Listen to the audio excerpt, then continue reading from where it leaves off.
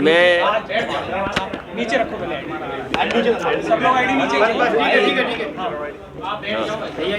मैं अपने पत्रकार साथियों का धन्यवाद देता हूं कि आज आपसे बात करने का मौका मिल रहा है। यूपी तक सही से लगाओ, यूपी तक सही से। जो हालात उत्तर प्रदेश में हैं, अन्याय चरम सीमा पर पहुंच गया है। महंगाई तो पहले से ही चरम सीमा पर थी, बेरोजगारी चरम सीमा पर पहले ही थी, और जिस उम्मीद से जनता ने भारतीय जनता पार्टी को दोबारा मौका दिया, आज जब जनता आकलन करती है तो सबसे ज़्यादा दुख और तकलीफ इस सरकार में मिल रहा है। तहसील से लेकर के थाना और थाने से लेकर के ऊपर के अधिकारी, कहीं सुनवाई नहीं है। और जब सुनवाई नहीं है और अधिकारी निर्णय नहीं ले रहे हैं, सरकार का अगर दबाव है, तो किसी भी आम व्यक्ति को न्याय नहीं मिल पा रहा।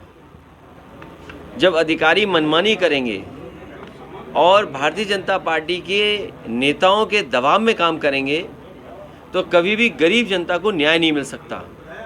और उसका जीता जागता उदाहरण देवरिया का है, जहां पर ऐसी घटना घटी है, 6 लोगों की जान चली गई।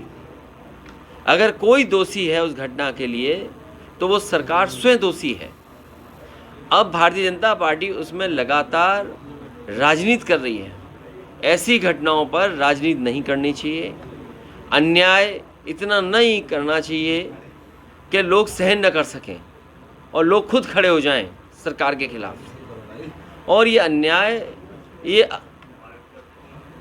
कहीं न कहीं सरकार के दबाव में ये अपराध हो रहा है। ये अन्याय नहीं बचा, अपराध हो रहा है।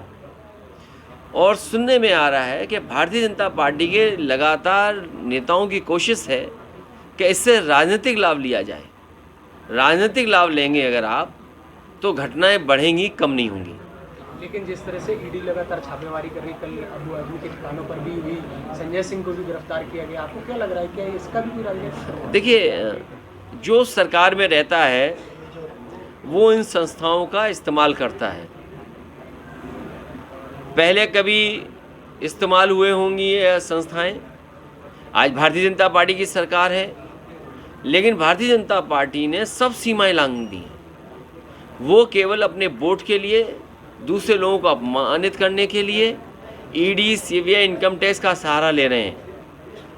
हमारी तो मांग ये होगी कि भारतीय जनता पार्टी अगर ज़ीरो टॉलरेंस रखती है करप्शन के लिए, तो अपने नेताओं के, अपने विधायक, अपने लोगों का आकलन करें कि किन किन की संपत्ति बढ़ गई है, और जिन जिन की संपत्ति लगे कि ज़्यादा बढ़ गई है, तो उनके खिलाफ भी वही कार्रवाई होनी चाहिए जो विपक्ष के खिलाफ कार्रवाई कर रहे हैं।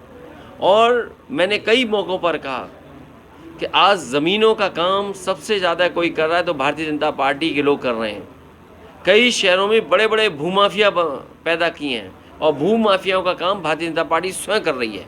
लखनऊ में, कानपुर में, आपके अयोध्या में, गोरखपुर में, वाराणसी में, आप जानकारी कर लें। और सरकार जब भी जांच करेगी, सबसे ज़्यादा ज़मीनों का और सबसे ज़्यादा खिलवाड़ कागज़ों से और भूमि माफिया के रूप में कोई उभर करके आ रहे तो भारतीय जनता पार्टी स्वयं है।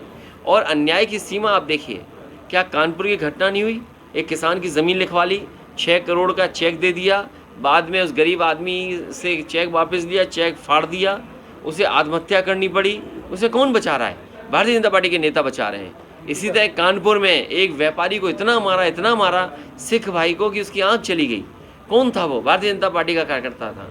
इसी तरह और जगह अगर आप देखोगे, सबसे ज़्यादा अन्याय इनकी सरकार में हो रहा है। आज ही खबर पड़ी है कि कानपुर देहात में भी और कानपुर में 2 पक्ष में झगड़ा हुआ, 2 लोगों की जान चली गई केवल ज़मीन के विवाद में। सरकार को ये देखना चाहिए कि जो जहाँ पर ज़मीन को लेकर के विवाद हो रहा है या विवाद से जान जा रही है, आखिरकार वो अधिकारियों को कितनी एप्लीकेशन दे चुके हैं। सर, उद्योगपति मालोमाल हो रहे हैं, कहीं कहीं किसान परेशान है, किसान आत्महत्या कर रहा है, कैसे देखते हो सर? देखिए, धान की फसल तैयार है और अभी तक धान की खरीद का इंतज़ाम नहीं किया सरकार ने। गेहूं तो प्राइवेट कंपनियों से खरीदवा लिया और धान की कोई भी तैयारी सरकार ने नहीं की। हफ्ते 2 हफ्ते में धान कटने लगेगा। सरकार कहाँ से खरीदेगी, ये कोई सरकार का इंतज़ाम नहीं। इसीलिए सरकार किसानों की नहीं है, गरीब की नहीं है, गांव में रहने वालों की सरकार ये नहीं है। ये सरकार है बड़े बड़े लोगों की, उद्योगपतियों की।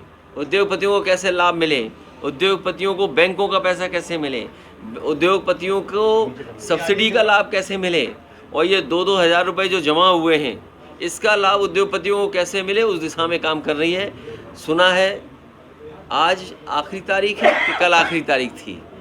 कहीं ऐसा ना हो कि बीजेपी फिर बढ़ा दे समय 1 हफ्ता, क्योंकि हो सकता है उनके जानने वालों के पैसे अभी 2000 पूरे जमा ना हुए हों।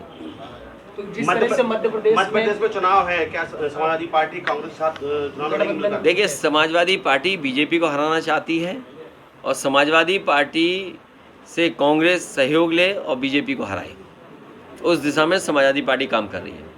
भैया, जिस तरीके से बीजेपी और कांग्रेस में पोस्टर वॉर चल रहा है, बीजेपी ने नए का रावण बताया राहुल गांधी को, तो भाई कांग्रेस कह रही है कि मोदी ये तुगले आंसर। कैसे? देखिए, ये विवादों में नहीं पड़ना चाहिए।